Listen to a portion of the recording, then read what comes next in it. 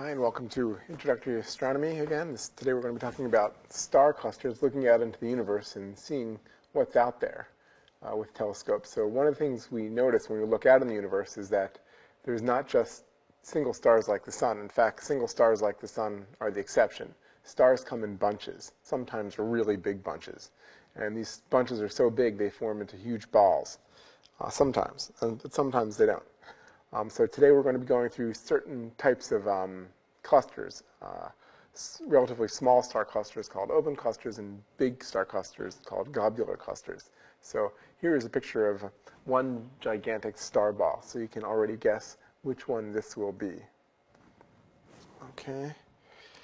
So first the obligatory slide so that people know if they're stumbling on this, what's going on, or if you're just seeing this out of sequence, you can place this in sequence.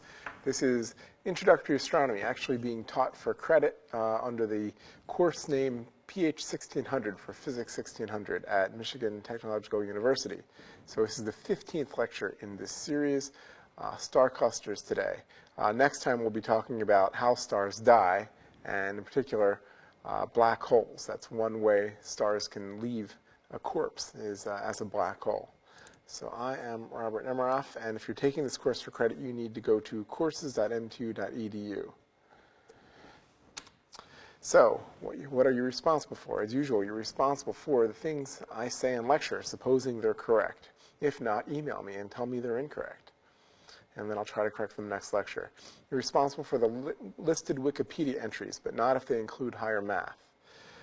You're responsible for the astronomy pictures of the day posted all through the semester, including on quizzes, the APODs from the past week. So if you're keeping score and actually getting credit for the class, you might have gone through homeworks 1 through 7 already, and homework 8 will be released later today and has already been composed. So again, the course action for getting credit is at courses.mtu.edu. So I get email from people who'd like the quizzes released even though they're not taking the course. Now, why would somebody want that? I mean, why would you want to take a quiz? Well, they're kind of interested in what's being stressed, and one person wanted to use these quizzes as I guess, indication of material that I'm stressing for their own course they'd like to teach. But I'm sorry, in order to do that, we have something here called WebCT, which is merged with now Blackboard, and most of the students log on to this, and you need a student password and ID to do that. So I can't easily release the quizzes, sorry. Okay, the Wikipedia entries today are HR diagram, which stands for Hertzsprung-Russell diagram, but Wikipedia will know HR diagram. Cepheid variable, we'll talk about those a bit today. Open cluster of stars and globular cluster of stars. We'll be doing all of these today.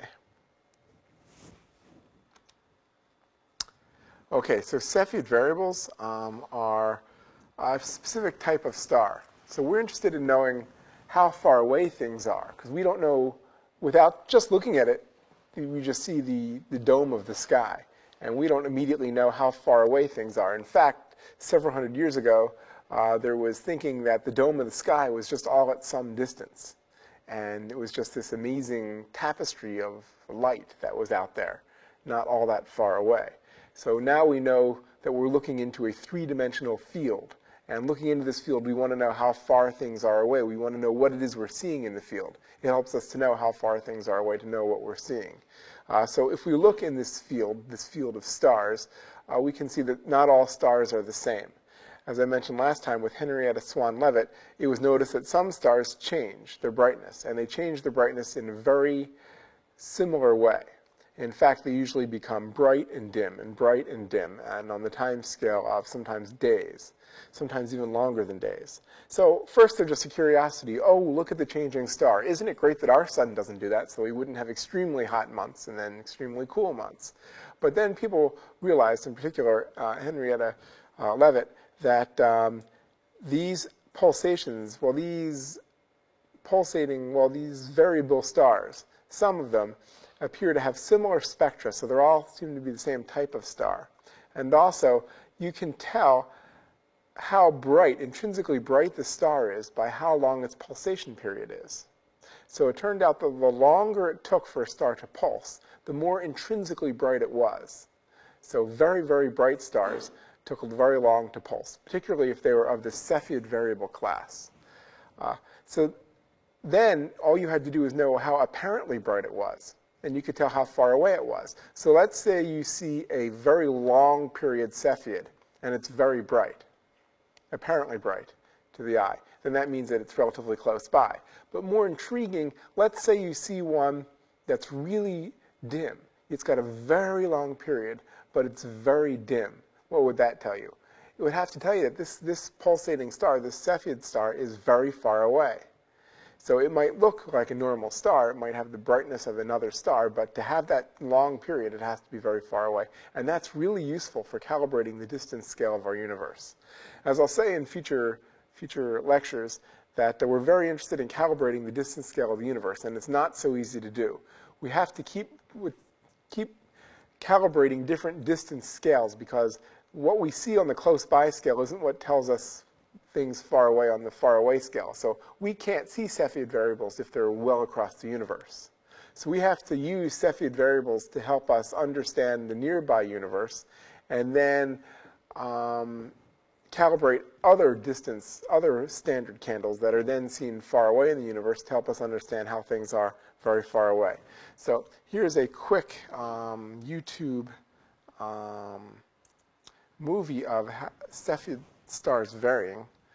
So here we see the star. You can see the atmosphere contract over here. It pulses and contracts, and over time you can see how the brightness will change. So let's play it one more time. So we can see the outer part of this. We see the outer part of the yellow envelope. And you can see how it relates to the inside of the star. People analyze why it is that star varies. But we don't always have to know. We just have to know that similar stars do similar things. And then it becomes what's called a standard candle. So a standard candle is something that we can understand how intrinsically bright it really is. Okay, a big turning point in astronomy, we'll talk about this also in future weeks, was found when a variable was found in the Andromeda Nebula. So we know now that the Andromeda Nebula is a nearby spiral galaxy, just like our own spiral galaxy, the Milky Way. But it wasn't always known. There was a big debate, even 100 years ago. There was a big debate as to whether these were just other nebula, gaseous spots on the sky, or whether they were what were then called island universes, galaxies like our own. And so people would look at the Andromeda Nebula, which is the spiral type nebula that's visible to the unaided eye, but of course much better visible with telescopes, and just wonder what it was. And some people thought they could see it rotating. And this is the basis of the Curtis-Shapley debate, which I'll mention in future lectures. But the key point today is that Edwin Hubble found points on this. He had a big telescope, and he was able to resolve points in the Andromeda Nebula. And then he realized that one of these points, or a few of these points, were varying. And he noticed that their variation periods were very long, yet they appeared very dim. So he had this classic quandary that I just pointed out. The only way the period could be that long and it could be that dim is if this nebula was very far away, very far away. And so this was an indication, a key indication, probably the indication that our galaxy is not alone in the universe. It is not the only galaxy in the universe. There are many other galaxies out in the universe like ours, and it was done primarily with Cepheid variables pointing the way. So here we see a Cepheid variable in another galaxy called M100. This was taken with the Hubble Space Telescope. So out here, away from the center of the galaxy, we see expanded in this box a small star that, a star that is not completely resolved, but is not resolved at all. We've only resolved a few stars. But even though it's a point of light, we can see this point of light getting brighter and dimmer. And so this helps us determine the distance to this further away galaxy. And there is a point to which we lose the ability to find Cepheids. And so what happens is the next rung of the distance ladder is we're lucky to find galaxies that have both supernovae and Cepheids in them. So the Cepheids help us tell how bright the supernovae are when they're at their brightest. And then when we go further out in the universe and we can no longer see Cepheids because they're just too dim, we can calibrate the distances to galaxies by supernova, by how bright the supernova are. Specific types of supernova, and we'll cover that too. Okay, so now on to other things we see in our fields of stars. So if you look at telescopes, so I actually understand that our 25-inch student telescope has been available for viewing on, might be tonight. It's been the last 2 Wednesday nights. So we have a couple of students who are wheeling it out onto the Fisher Hall deck. And you can see your own field of stars. You can point in any direction and just see lots and lots of stars. You can also see some particularly, I think, globular clusters and even open clusters. There's the Pleiades is visible to the unaided eye.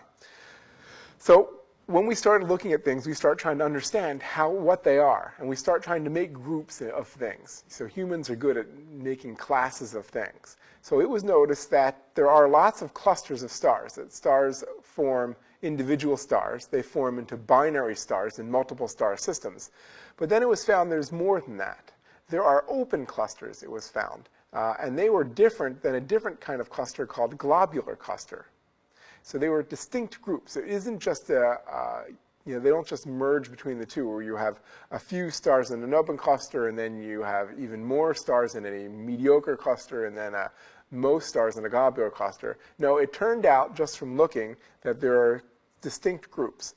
And past the group where there's just a few stars, the binary systems, the multiple star systems, the next group up in terms of how many stars there are called open clusters. And open clusters have very distinct characteristics than globular clusters. So I'll be showing you pictures of each. This will be a good lecture for really cool images. So first of all, open clusters are younger than globular clusters. It is thought that our own sun was once part of an open cluster. Typically, when you see an open cluster, though, you see the brightest stars in the cluster. The biggest blue O and B stars are going to shine the brightest. Most open clusters that we see in our own galaxy are comparatively young. They're less than 1 billion years old. So we know our sun is 5 billion years old, so we're not easily part of a cluster anymore. Clusters, open clusters will disperse eventually, as will globular clusters, but open clusters will disperse on a faster time scale. The light, as I said, from an open cluster will be dominated by the biggest, bluest stars. So we'll see some pictures of that. You can have an open cluster with as few as 10, although I can't think of any which has as few as 10 stars, and as many as maybe 1,000 stars easily visible. Now here's something interesting. Open clusters of stars in our own Milky Way galaxy are found confined to the plane of our galaxy. So we don't see them well outside the plane. So our galaxy is a spiral galaxy, and one can see spiral arms. Well, not as easy as we can see in other galaxies. But across the sky, there's the band of the Milky Way galaxy. And so even though when we look directly out, we can see we can see the band of our Milky Way galaxy. And inside the band, that's where the open clusters occur. There might be some that occur so we're here, here's the sun. If we look in this direction, since we're in the band of our galaxy, we might see an open cluster superimposed on nothing. But the most common case is, and they're very common, open clusters right in the galactic plane. As with all clusters of stars pretty much formed all at the same time. And this is useful for understanding how stars age, what happens to stars as they age. Now, isn't it amazing that all the stars in a cluster would form at exactly the same time? So again, we go back to what we in astronomy mean by same time or same distance. They're not all born at exactly the same time. They're all born within maybe 100 million years of each other or less. So we don't have to know the details of that. It's all approximately the same time. So in astronomy, if things are approximately true, then we consider it, to be true for calculation purposes. So we can estimate what's going on. Some stars in an open cluster might have formed, 10 million years before others. And no two stars form exactly at the same time. just like no two stars are exactly the same, like no two snowflakes are exactly the same at the molecular level anyway. So it's a good approximation that if you see a cluster of stars, it was all formed within 100 million years, and that's approximately all at the same time. They all formed in approximately the same place, too. Now, there might be stars that are superimposed in front of the cluster. So we happen to see a bright star in front of the cluster. They might see a couple stars behind the cluster. So sometimes it's hard to tell which ones are there. But for the most part, most of the stars in the Nobel cluster, you can be pretty sure they're all approximately the same distance. Now, wouldn't it be amazing if they were all confined to this exact sheet, that was all exactly one distance, which is, for one cluster, let's say 137.28489 light years. No, they're not that confined to one distance. They're all within a few light years of each other, maybe 10 to 100 light years of each other. But compared to other distances, 100 light years, 1,000 light years out to the cluster, that's a small amount. 10 light years across is a small amount. So we can say they're approximately at the same distance. So it's another useful approximation. This is probably the most famous open star cluster on the sky. It's called the Pleiades. It's called the Seven Sisters. The strange thing is that in some seeing conditions, there are, by some counts, 6 bright stars. So there is a myth as to what happened to the 7th bright star. And we know that star clusters, sometimes stars change their brightness. It's not inconceivable that one of these stars changed its brightness or went behind a thick dust cloud so as to become significantly less bright over the past 1,000 years or so. If with a telescope, though, you can see many more than 7 sisters. You can 7 stars. You can, as in this picture, almost all the bright blue stars you see are, I think all of them are part of the Pleiades star cluster. The Pleiades is a famous symbol. For instance, if anyone has or has seen a Subaru car, particularly the station wagons are particularly common up here because they have all-wheel drive usually. The symbol for Subaru is the Pleiades. I think Subaru might mean Pleiades or 7 sisters in Japanese. So it's a common symbol. Here you see these stars are unusual. How come this star here has this unusual texture around it? Other stars don't. This star doesn't. Well, that's because these stars still have some of the gas and dust surrounding them that they were formed from. Now, some star-forming regions are very active, and you can see stars embedded in pillars that are just becoming visible now. The Pleiades is a little bit older than that. The pillars of star formation, the thick dust of star formation, is now pretty much gone. But there is some thin dust there. And so the light here reflects off of this thin dust. And so this right here is a reflection nebula.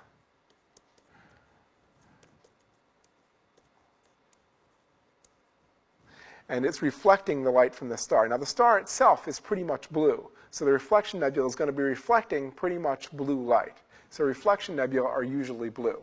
Another reason why reflection nebulae are blue are the same reason that the sky is blue, because blue light is reflected more easily by the small dust grains than red light. So you're more likely going to reflect the blue.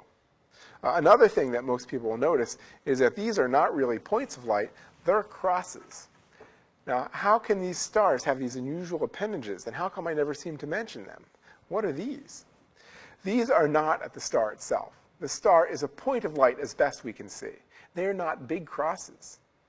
What happens is, though, if we look in a telescope, the telescope has these sometimes spider-type crosshairs that hold up the center mirror or the secondary mirror of the telescope. So this is a mirror. Usually it's the secondary mirror of the telescope that's held up. In the way in the background is this big mirror back there. But you need these things to hold up the other mirror. So what happens is light diffracts, coming from the star, diffracts around these things that hold up the mirror. And when that happens, you get diffracted light in that pattern of what it is these spider veins are doing. So that, again, is part of the telescope and not part of the star itself. Stars are points, usually spheres. It's the best we can tell. Recently, there's been a new phenomenon, which I found surprising, in that people take pictures with regular cameras, particularly the Pleiades, which you can take a picture with a regular camera, and you don't need a telescope. So you don't have spider veins holding up your secondary mirror. Yet some of these images have these spider veins on them anyway. And so I found out recently the reason for that is because astrophotographers think that they're pretty. And so they use Photoshop to put them in now. And they change the point spread function, the point function of any point in the field to a point with these things. And so you have to be careful these days what you're seeing, because you can add things digitally that weren't so visible before. But most of the time when you see these crosses, it has nothing to do with the star itself. Stars don't have those. Those are not jets coming from the star. Okay, back to the Pleiades. There's many bright stars in the Pleiades. There's also relatively dim stars in the Pleiades, like our sun, but we don't see them so easily in these kind of pictures because they're just not very bright. The big, massive blue stars are many times brighter than the sun. 100, 1,000 times brighter, and they're just going to light up. The rest of the stars, the more normal stars, probably the more common stars, aren't going to be able to be seen above the din of these very bright stars. Okay, so you can go out and see the Pleiades at almost any time when it's visible, when it's up in the sky, because here is an image taken in 2004 during the Perseid meteor shower. So here's a Perseid meteor in Japan, and it looks like a fuzzy patch at first, but as you look at it, you can start seeing stars. So there's an unusual fuzzy patch. It's not all that far from Orion. There are other star clusters, but this is the one that is most easily seen. So one of my goals in this course is to get people out to see the most easily seen things. So if you're not familiar with the constellation of Orion, you should go out and see it because it's really quite striking. And once you become good at seeing it, when you go out and just happen to look up at night, it just jumps out at you, oh, there's Orion, you think to yourself. And then once you start knowing your way around Orion, you can see the Orion Nebula, you can see Betelgeuse, you can see Sirius, which is near it. Also, that's true of the Pleiades. Once you've seen the Pleiades a few times, you just go out and say, oh, there it is. There's nothing else that looks quite like it. It's not like an airplane. It's not like another star. So it is a cluster of stars, though. And so once you see it with your unaided eye, you can then go get a telescope and look at it and start seeing some of the, more of the stars in there. So it's a good jumping off point. Here is a much brighter, no, not brighter, a much more dense open cluster called the Jewel Box. Now, it's called the Jewel Box because there are bright stars here that are not necessarily blue. There are some greenish stars. There are some reddish stars.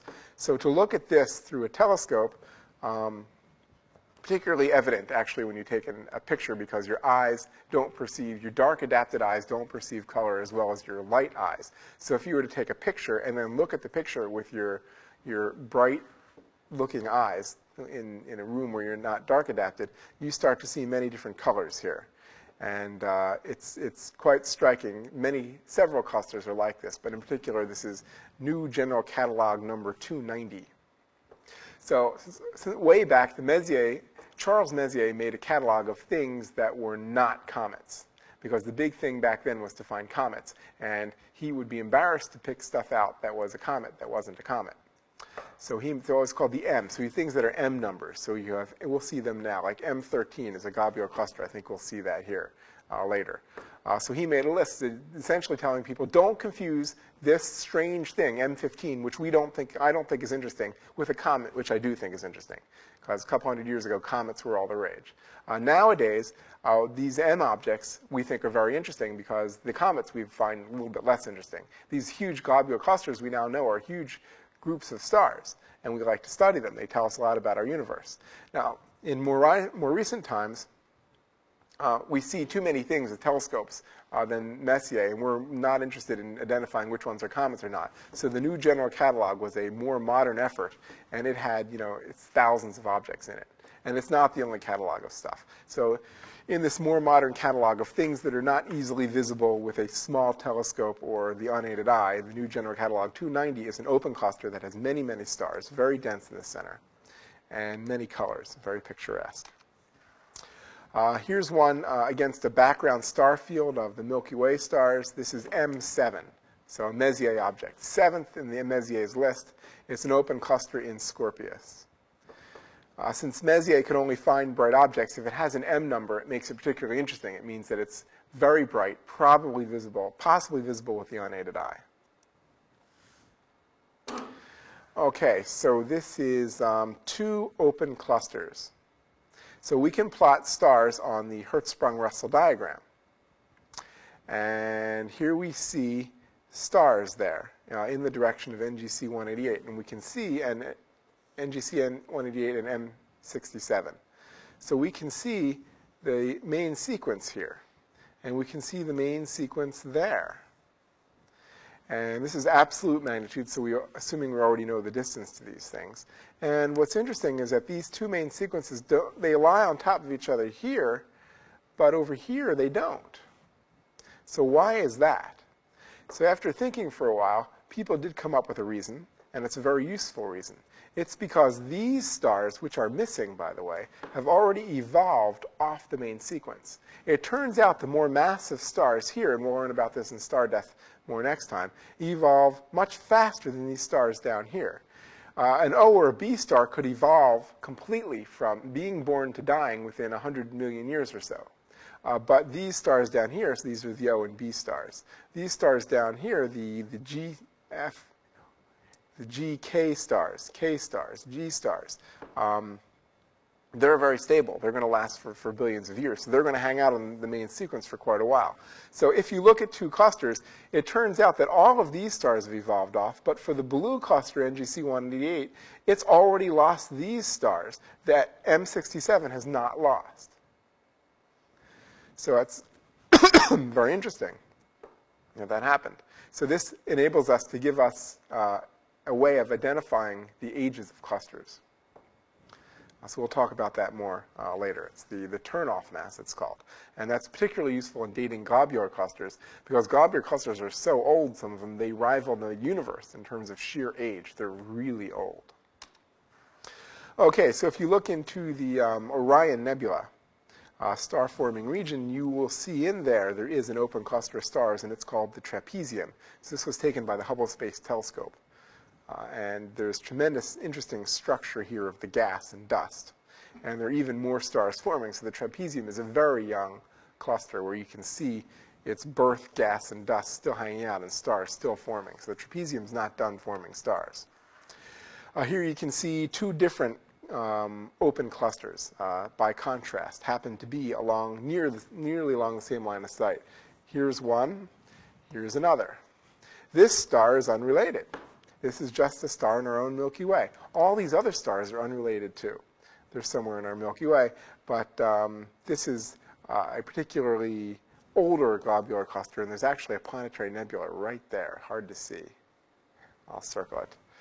The star, which is relatively low mass, that has evolved, and this planetary nebula will dissipate in tens of thousands of years probably. Here is a relatively recently formed open cluster, but you don't see its pillars, so it's not that young. It's not still forming stars. It's done that. So the ones still forming stars are the youngest. We'll see pictures of that. This is the next youngest, and this is older. And another way we can tell is by plotting these stars and seeing where their turnoff mass is on the main sequence.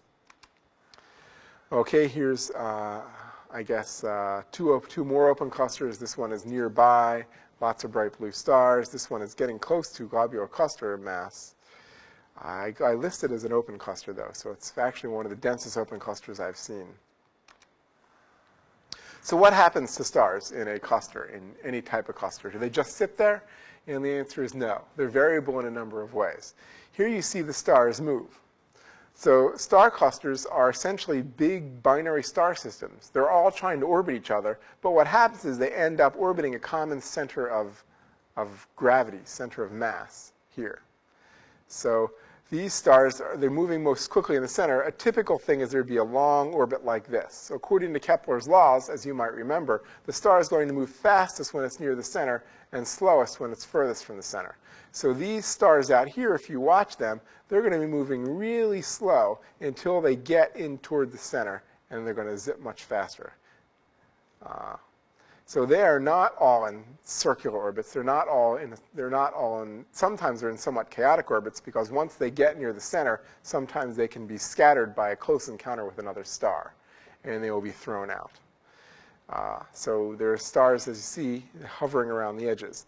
So these star clusters are dynamic. They're constantly in motion, and That's interesting. Okay, here is a star cluster where the center part has formed.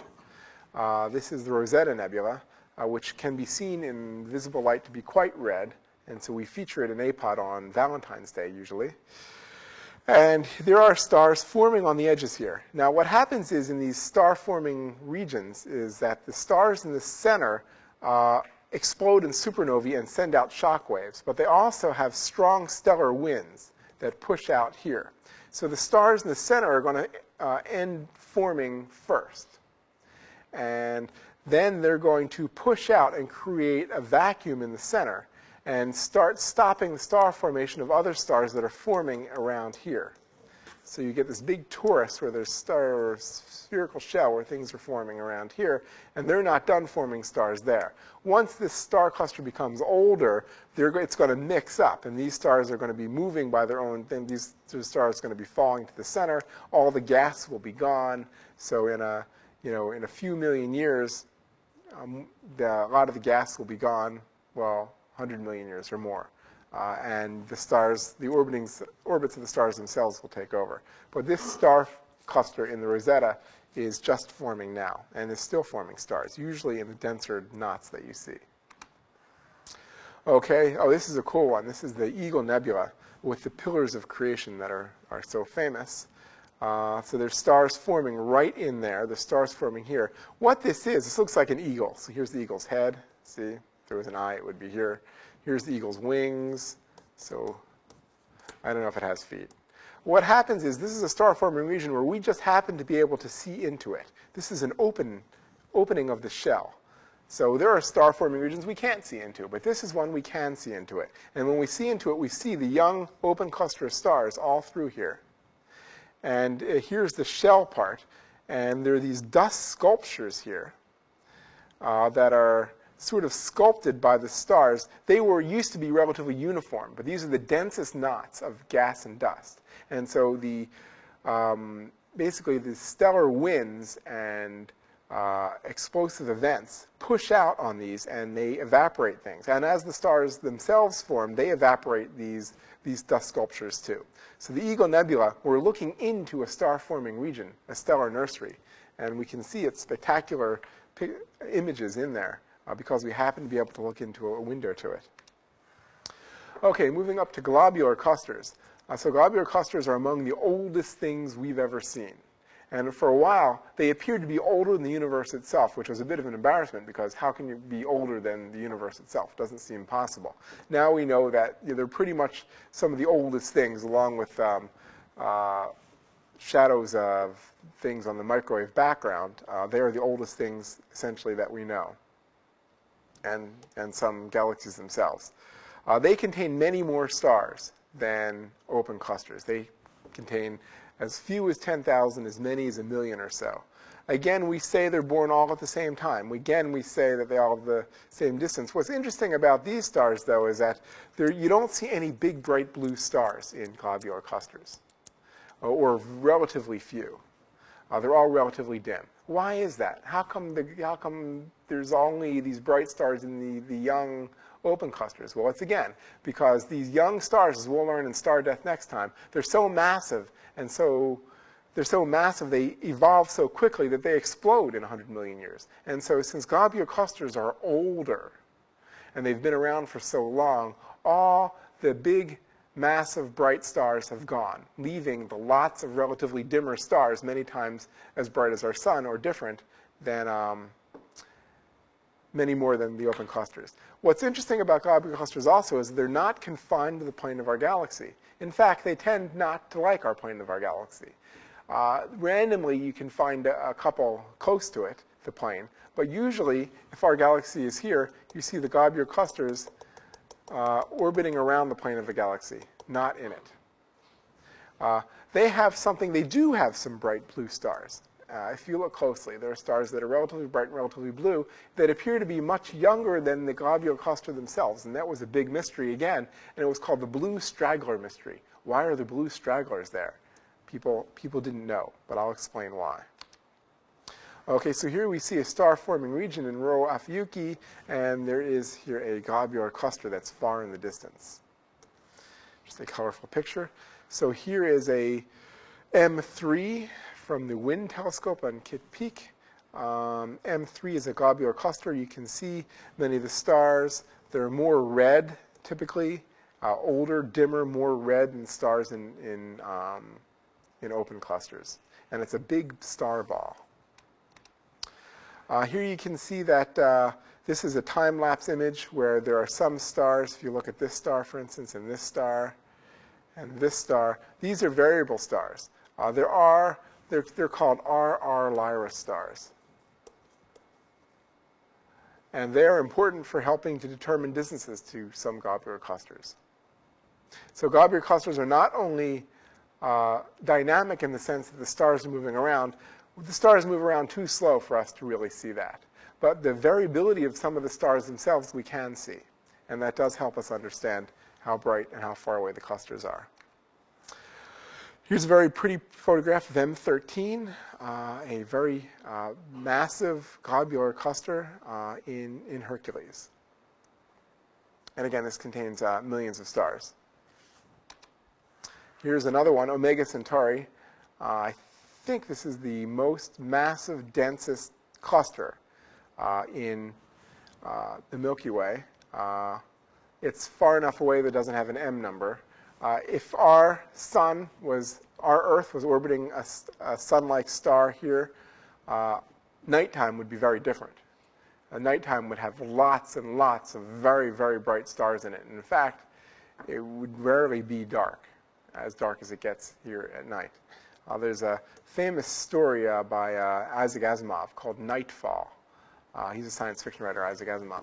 And if he talks about he has a story about a civilization that lives on the edge of a globular cluster. And there's almost always stars in the sky, except every 1,000 years or so, it turns out that the stars align themselves so that it becomes almost completely dark. And when it comes almost completely dark, well, it's a multiple star system that this planet orbits in. And so when none of the multiple stars are there, which is only once in 1,000 years for a few hours, then you could see out and you can see the lots of stars in the neighborhood. And it's a completely different sky. And people go crazy and they go burn down things because they're upset. And they don't understand what's going on. And there's a big battle between the people who think they know what's going on and the people who just, now how can people be so excited about, it becoming dark and other stars appearing in the sky, lots and lots of stars? Well, remember, only on the timescale of hundreds to thousands of years ago, people were stopping battles because they saw comets in the sky. So back hundreds and thousands of years ago, when people were much more familiar with the sky, they would study the sky a lot more, and small changes would become big deal. And big changes like that would be an even bigger deal. So only nowadays, when we sit inside and look at our TVs and computer monitors and the sky is so bright it's hard to see stars, are we less excited about changes in the night sky. Although we can see more subtle changes by images over TV and the web. Okay, this is the blue stragglers. So here you see a bunch of blue stragglers in this this NGC cluster image. So it turns out the blue stragglers are, here's an image where there's blue stragglers. Here's a Hertzsprung-Russell diagram of a globular cluster. Here's a tremendous number of stars turning off into here. These stars are evolving, going into there. So the blue stragglers turn out to be members of binary star systems. So in some binary star systems, the gas from one of the stars evolves to become really big and then starts dumping mass onto a lower mass star. When you dump mass onto a lower mass star, it suddenly becomes a much more massive star. And it wasn't that way before. And it starts acting like a young massive star. And it could even go supernova and things like that. So it turns out that stars reinvigorated by their stellar companions are what blue stragglers really are. Here we can tell the age of this globular cluster by its turnoff mass. By modeling how stars evolve, we can estimate how long it takes for a star, just this one star here. So this star here, so how do we do turnoff mass? There's relatively few stars here. Assume there's none. So the star there has now had time enough to evolve and move over to here. So then we figure out how long that would be from the time this thing was born. And that means that this globular cluster must be at least that old. Here we see a globular cluster that is actually very young that occurs in the Large Magellanic Clouds. So we don't have any young globular clusters in our own galaxy. All the globular clusters in our galaxy are really old. They're as old as we know, as the oldest things in our galaxy. But the younger Large Magellanic Cloud satellite galaxy to the Milky Way, it has some young globular clusters. Here's the Sombrero Galaxy from the Hubble Space Telescope. And what's interesting about this is here you see the disk of the galaxy. So we'll be seeing lots of galaxies in future weeks. But if you look very closely, and it's hard to see, there's lots of dots here. Lots of faint dots. These faint dots are globular clusters. So the Sombrero Galaxy has a very rich system of globular clusters. How many are there known in our own Milky Way? There's about 200 known in our Milky Way. So there's many more here. A few more than 200. And that's it. There used to be, well back in the early days of the Milky Way, many more globular clusters. But many of them have been destroyed by encounters with the center of our galaxy and stripped away. The stars have been stripped away. So here we go back to M13. I think it's the third time we're seeing this. It's just an incredibly dense ball of stars. And it is moving about at the center of our galaxy, and when it encounters other star clusters in the center of our galaxy, it will lose stars and will eventually cease to exist. But that won't be probably for billions of years. It has already survived for billions of years. Okay, I'm now going to move to the astronomy pictures of the day. So we'll conclude this lecture and go on to the APODs. So let's go back to the YouTube and go to apod.nasa.gov, if I can spell it right. And it will shift us over to Antwerp. And we will see this image. We will go to the archive. And we will go to a dark pulsar in CTA1. Okay, this is interesting. There's been a new big telescope launched, and it's called the Fermi Space Telescope, formerly called GLASS for Gamma Ray Large Area Space Telescope. It's got similarities to the Hubble Space Telescope, but it looks primarily in the gamma rays. And so it has looked in the position of a supernova remnant called CTA1 and looked at an object that was peculiar and had the attributes of a pulsar but wasn't seen to pulse. But now, in gamma ray light, it is seen to pulse. So it's called a dark pulsar because it doesn't have radio, and I don't think it has pulses in visible light. It's visible in radio and in visible light, but it doesn't pulse in those lights. It only pulses in the gamma ray. So people think that there's a rotating neutron star in the middle of that, and there's a very thin column of gamma rays that goes out on the pole of the neutron star. No, there's a thin column, I'm sorry, got it wrong. Thin column of optical light. The gamma rays are visible in a wider cone. So we are in, as this thing rotates around, we are in the wider cone, but we are not in the optical cone. So we see, as this thing rotates around, we see the gamma rays come toward us every second or so, every few seconds, but we don't see the radio or optical come toward us. Okay, so let's now go to the next one. We're doing a few extra today because we didn't do.